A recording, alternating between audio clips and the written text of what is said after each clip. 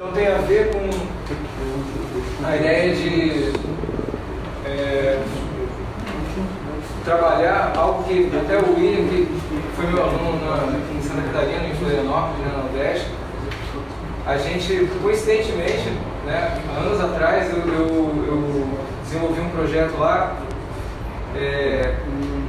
que assim, a gente recebeu uma coleção de partituras e tinha vários compositores periféricos assim, ao cânon principal, assim, ocidental, né? Então, além dos grandes nomes da música do século XVIII e XIX, tinham vários compositores ditos de salão, assim, que faziam muito sucesso no seu tempo, que foram apagados, e nem tanto, talvez, no cenário dos seus próprios países e nessa multiplicidade de cores locais que tem na Europa, mas o que chegou pra gente é muito filtrado. A gente basicamente tem dá para contar nos dedos os compositores que fazem parte de um programa tradicional conservatorial no Brasil, né, e que ainda, embora seja bastante antiga essa tradição, ela se mantém ainda um tanto quanto preservada, mas é de certa forma restritiva. Então,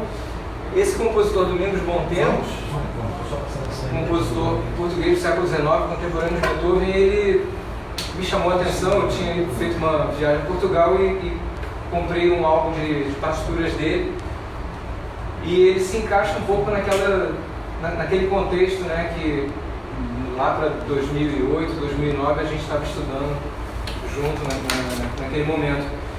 E eu acho muito importante, eu acho muito interessante a gente conseguir enxergar para além, né, do modelo e ver também orbitando esses grandes modelos, principalmente do classicismo ali, Mozart, Haydn e Beethoven, o que estava sendo feito, inclusive como material para esses compositores consolidarem seu estilo próprio. Já começou ou eu tá marcando aí? Eu tô marcando, mas então eu vou... tem uma certa tolerância aí devido ao... Não, então agora eu vou, só para não me perder, porque eu tenho que botar o áudio e tem um tempinho para escutar. Beleza. Então assim, eu já estava me preparando aqui para traduzir em tempo real, mas agora eu vou falar em português, mesmo facilitou aqui o trabalho. Mas enfim, então esse trabalho, ele se insere num subprojeto, assim, que eu estou levando agora como pesquisa lá na UDESC, né, onde eu dou aula, que se chama, além da Escola de Viena, Domingos Bom Tempo e a Escola de Londres, né? A Escola de Londres, cuja figura central a gente pode talvez considerar o músico Clemente, né? O músico italiano radicado em Londres. Domingos Bom Tempo, então, a data de nascimento dele é 1775, data de morte 1842, e ele foge um pouco. Então, a professora Cristina Guerra é minha parceira, a gente trabalha com uma análise schilleriana há vários anos e a gente tem uma interlocução assim, bastante rica, e tem essa perspectiva assim, de intérprete que faz teoria e dessa inter-relação entre tocar e analisar o repertório, né? Não buscando um certo equilíbrio e um diálogo entre essas práticas e consequentemente, entre a corporeidade da performance, a intuição, né, da interpretação e a racionalidade teórica, assim, porque eu acho que se a gente, né, deve procurar desenvolver alguma coisa do ponto de vista pedagógico, um desenvolvimento harmonioso assim, dessas faculdades. Então eu tenho essa proximidade assim, de história musical, né? A Cristina também sendo instrumentista, a gente teve essa afinidade descoberta já há uns 13 anos atrás, e a gente vem trabalhando junto. Então agora a gente está olhando para esses compositores da Escola de Londres, né? Então o Domingos Bom Tempo parece aí... Opa, acabei de começar, eu estava esperando. O Domingos Bom Tempo, então, ele está, né, numa pintura muito bem feita, ele com cruz, a grande cruz da Ordem de Cristo, que ele recebeu da rainha Dona Maria II, né?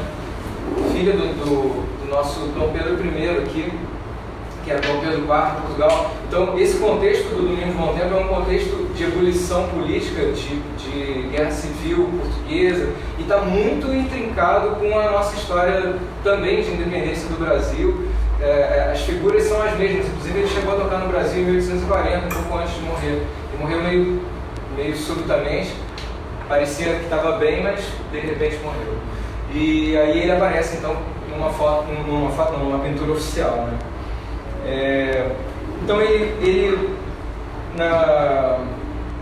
já muito no início da sua carreira, ele era filho de um músico, ele tinha uma formação inicial não muito registrada, assim, historicamente, mas a história dele começa a aparecer com mais destaque quando ele sai de Portugal e vai morar em Paris, de 1801 a 1810, e depois ele passa um tempo em Londres, de 1810 a 1814, e consolidou sua reputação como pianista e compositor nessas cidades. Ele aparece na crítica musical e nas relações com figuras da elite cultural e social, e o seu nome como professor também, sua reputação como professor também se consolida lá, antes de ficar registrada propriamente em Portugal, porque ele passa esse tempo, um tempo relativamente longo fora de Portugal. Então ele, se distanciando da tradição dos compositores portugueses, especialmente aqueles do século XVIII, que iam na Itália estudar música, né, principalmente interessados em compor ópera, Bom Tempo foi para Paris e depois para Londres, e lá ele teve um contato muito mais intenso com a nova estética, uma estética mais germanizada mesmo, né, musical, mais sinfônica também, e com uma ideia de um progresso musical, assim, que também se mistura com as suas concepções políticas, né, com a ideia de um progresso social que ele estava interessado em trazer para Portugal. Então, em 1802, ele conheceu Clemente, que se tornou seu amigo e editor das suas obras. E assim como Clemente, ele passou a acumular várias funções, né? Compositor, de professor, até que em 1822, quando a situação, coincidindo com a independência do Brasil, quando a situação em Portugal começa a se definir favorável para sua posição política, né, de liberal constitucionalista, ele vai para Portugal, funda a Sociedade Filarmônica, que teve um papel muito importante promovendo música de câmara, obras orquestrais, e até que em 1835 ele participou da fundação do Conservatório de Música, sendo o primeiro diretor, né, dessa instituição. Então o projeto do conservatório estava ligado a essa ideia de dar um novo rumo, né, para a música portuguesa, assim, de certa forma, um ambiente cultural mais ligado à adoção de paradigmas estéticos mais alinhados com o ambiente cosmopolita das principais capitais. Então tinha essa ideia mesmo de modernizar Portugal, porque também a corte veio para modernizar o Rio de Janeiro e deixou Portugal entregue. Então, né, era hora de se dedicar, né, a esse progresso social e cultural. Então, nessas capitais, como eu falei, a influência da música instrumental germânica vinha substituindo o gosto pela ópera. O que aqui no Brasil está diretamente ligado também à ópera, era o símbolo do regime monárquico, e a sinfonia, símbolo da república, de certa maneira. Assim, tem essa noção, né, de uma evolução técnica, né, e aí eu vou entrar nisso quando for falar da questão do Schenker nesse trabalho, e também de valores simbólicos mesmo, né, representando um modelo político. Então, segundo consta ele, o Bom Tempo foi o responsável por levar a público pela primeira vez em Portugal as obras-primas de Haydn, Mozart e Beethoven. Mas apesar disso, nessa sonata Opus 9, número 1, que eu vou analisar, o primeiro movimento, nota-se uma forte influência da música vocal. Uma pianista portuguesa chamada Gabriela Canavilhas, que até foi ministra da Cultura por 2010, ela fala que a veia do romantismo pulsa na música do Domingos Bom Tempo por entre a escrita classicista. Ele arrisca sobretudo na forma, incorporando melodismos próximos da vocalidade, a exemplo de John Field, seu amigo, que pertencia à Escola de Londres. Então tem essa coisa do romantismo, que por mais que se germanize a música, permanece uma tradição, né? Que, enfim, também o fado surge nessa época, tinha toda essa coisa de um nacionalismo ligado à música vocal. E a própria tradição ligada à formação italiana, né, dos compositores portugueses. Então isso não se apaga na música dele. Então, ele publica em 1816 o seu Elementos de Música e Métodos de Tocar Piano Forte, bem parecido com o Grados ad Parnassum do Clemente, mas original, muito material original, composições e exercícios técnicos e tal, mas é uma obra muito ligada mais, não tanto a uma técnica pianística, mas realmente ao exercício da composição, improvisação, estilo. E deixou um manuscrito não datado da revisão desse método. E nesse manuscrito percebe-se que estava previsto um segundo volume intitulado A Arte da Composição ou Contraponto. Então está aqui escrito, mas eu vou ler para traduzir a escrita dele. Nesse prefácio ele diz: tendo visto nas primeiras capitais da Europa o aumento que ultimamente tem feito esta arte, que eu entendo como sendo a arte da composição ou contraponto, né, a qual ele se referiu antes, tanto pelas grandes obras que tem composto, como igualmente pelos muitos progressos na execução do piano forte, me resolvia renovar o meu método já conhecido com o título Elementos de Música e Métodos de Tocar Piano Forte, ajuntando-lhes um grande número de exercícios e peças de música de diferentes gêneros de minha composição.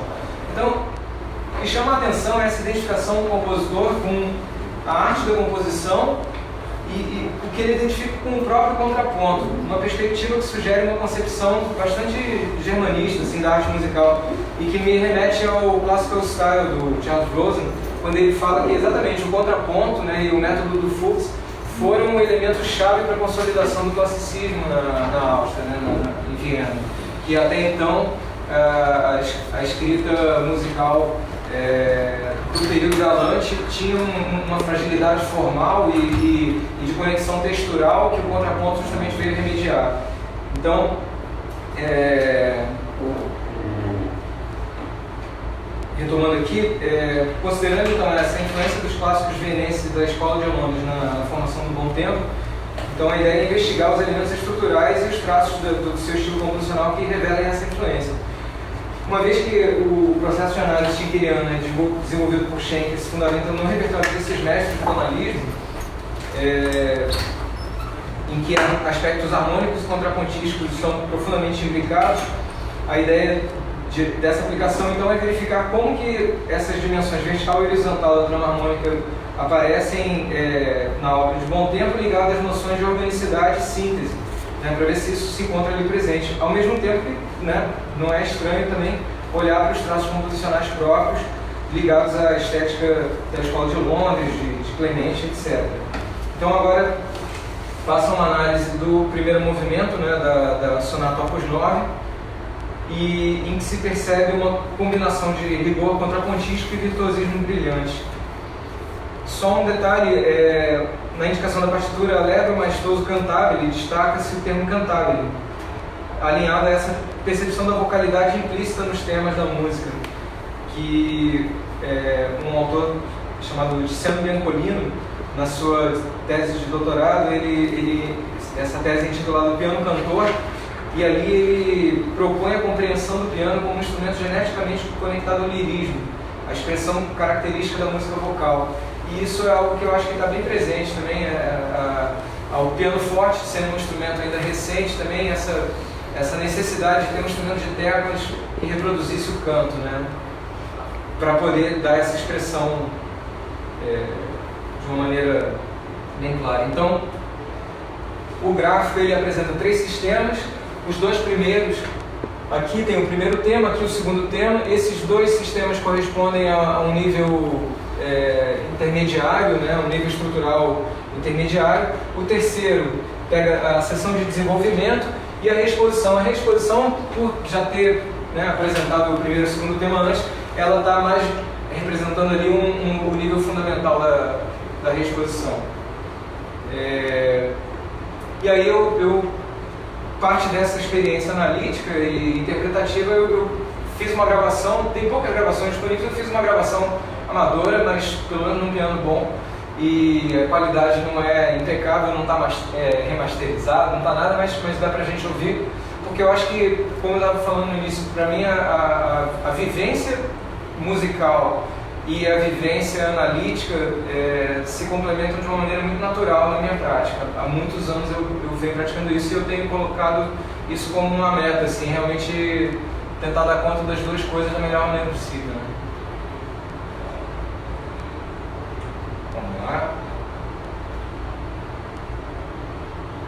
Tinha funcionado, beleza? Boa.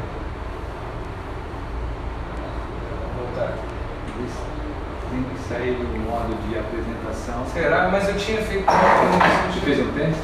Dá para clicar naquele. Pois então, vamos ver se vai. Você está clicando? Eu simplesmente Lá entrei embaixo. embaixo. Olha isso. Opa, peraí que ele fugiu Olha tudo isso. agora. Cadê tudo? Sumiu tudo agora. Não, é que deve estar numa outra tela, né? Voltou. Eu vou olhar pra cá mesmo, que eu estou me perdendo.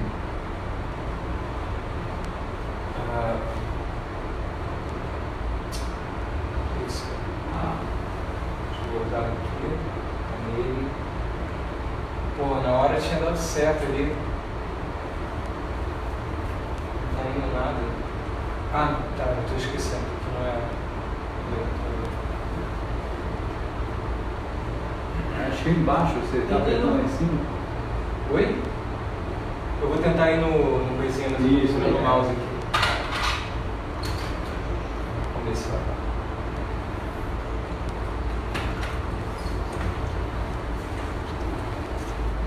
O som é que não tá baixo. Que estranho. Acho que o som deu uma. Tá, desculpa pessoal, agora vai.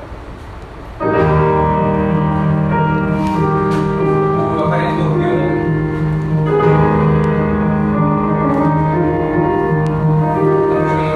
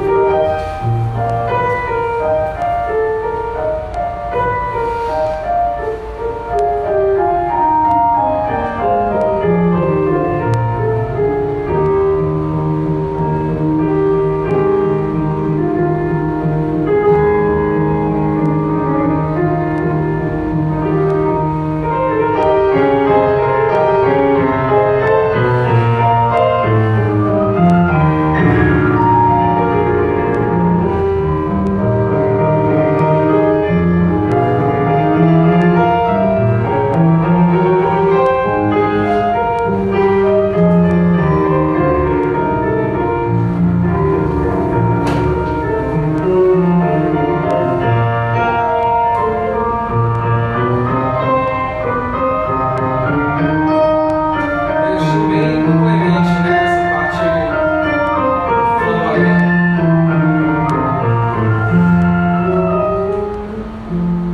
Esse segundo tema. Aí, si bemol. Esqueci de falar em mi bemol.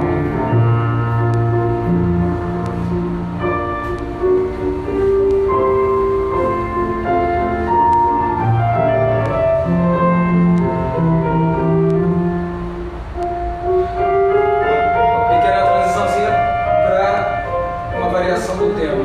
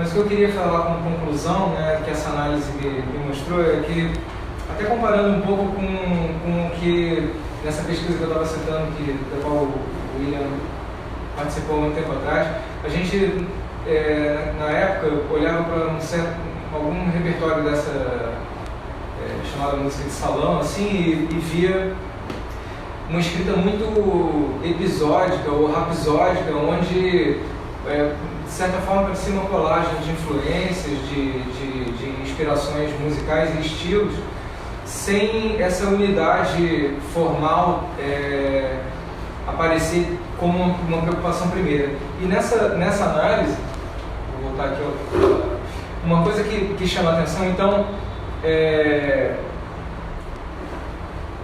assim, o gráfico ele confirma um rigor contrapontístico da composição, não tive que fazer nenhuma concessão, estava tudo realmente rigorosamente estruturado, né, contrapontisticamente, harmonicamente. A presença da linha fundamental é visível ao longo da obra, então a linha fundamental conferindo unidade de síntese, né, como o Schenker diz, que a linha fundamental é a matriz assim, da unidade da peça, e ao mesmo tempo a execução nos coloca em contato com algo que tem a ver com um idioma próprio, né, um estilo próprio, mas essa questão de organicidade e síntese me parece ter sido realmente uma preocupação desse compositor. Então, uma ideia, dando sequência a esse projeto, é analisar obras de outros compositores da Escola de Londres e de contemporâneos que também se encontrariam fora desse ambiente progressista de música de influência germânica e tal, para ver também os contrastes entre os estilos composicionais e as questões ligadas ao contraponto especificamente, né? Mas então o argumento todo gira em torno dessa ideia, dessa identificação dele, da própria arte da composição como arte do contraponto. Então é isso.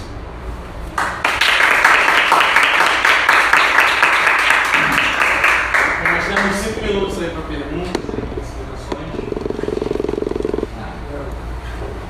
Assim,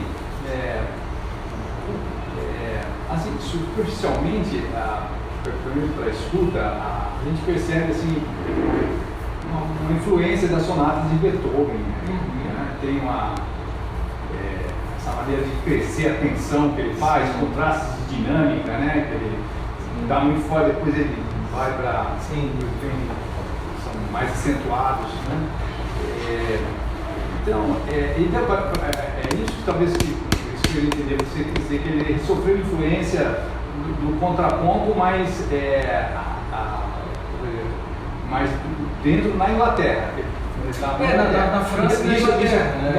Porque na Inglaterra antes disso teve Handel lá, né? Sim. Então talvez essa coisa veio via o Handel que foi para lá, ele já tinha uma história antiga lá dos ensinos, né? Ele era o compositor mais importante provavelmente naquela época. Com certeza, mas é que assim, o tempo maior que ele passou, que está mais ligado a uma formação musical, porque ele começou tocando um outro instrumento, eu não me lembro, era um instrumento de sopro, se eu não me engano, o pai dele era músico e ele começou tocando, substituindo o pai, tocando fagote, alguma coisa assim. Mas o aprendizado musical dele como pianista é algo que acontece nesse período de 1801 a 1810 que ele morou em Paris. Então, eu acho que não só assim na figura do Handel ou do Bach, mas toda a questão de uma valoração da música germânica e do contraponto, né, desse contraponto do classicismo e do Bach também, eu acho que já estava disseminado entre as pessoas com quem ele teve contato, não só em Londres, mas na França também. Não pensei em localizar assim muito pontualmente. Agora, com certeza, a relação dele com o Clemente é muito forte, né? Que ao mesmo tempo tem um sabor italiano, né? Que não se perde, né? Assim. Só para terminar, eu não entendi direito o que você tem a ver com essa peça aí, com o que você falou sobre música de salão. que a musicalização tem colagem. Você não é isso que você falou? É que assim, o repertório de salão tem muito a ver com esse ambiente de não música de salão no sentido mais básico, mas a música de salão como um importante fenômeno editorial e comercial, de comércio de pianos, de música doméstica e de assimilação da música dos ambientes públicos para o ambiente privado. Então a música de salão, na verdade, ela tem categorias, subcategorias, assim, então tem danças de salão, mas tem a obra dos grandes clássicos, tem compositores menores com obras de virtuosismo brilhante, assim, que tem muito efeito, né? Eu lembro que efeito era um termo que aparecia muito nas críticas de jornal, uma obra de efeito e tal. Então eram valores ligados ao ambiente do salão que diferem, por exemplo, já do virtuosismo do século XX, com a advento da gravação e tudo, porque aí a gravação substitui aquela prática de salão. Então você pode ouvir a gravação do grande intérprete tocando a música mais difícil do mundo, coisa que antes se você não fosse um grande intérprete para tocar em casa, você teria que tocar obras de efeito, porém mais simples. Então não era tão homogêneo. Eu acho que a sensação que me dá é que na minha formação de pianista, veio um pacote de valores assim muito pesado para dar conta de uma vez só. Tinha complexidade expressiva, né? Riqueza expressiva, complexidade sonora e complexidade harmônica, técnica difícil, tudo de uma vez só. E na música de salão você encontra um cardápio mais variado.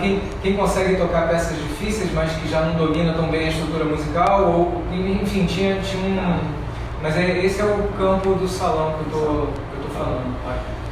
E você vê, eu acho que isso é interessante, assim, porque a gente percebe que é uma história relativamente recente, mas que meio que se apagou. A gente dá um salto direto do século XVIII, assim, dos grandes, né, dos grandes valores intelectuais e artísticos do século XVIII, já pula para o século XX para uma abordagem muito mais técnica. E aquele ambiente um pouco mais lúdico ali que permitia você ter músicos de diferentes níveis convivendo, meio que se perde. Você tem logo ou amador ou profissional muito apartado, e naquele momento era mais próximo. O que permanece vivo, né, permaneceu vivo na música popular, na música da rua, de certa forma, né? Enfim, mas o interesse histórico está bem presente nessa histórico, teórico e musical. Então é isso aí, pessoal. Beleza.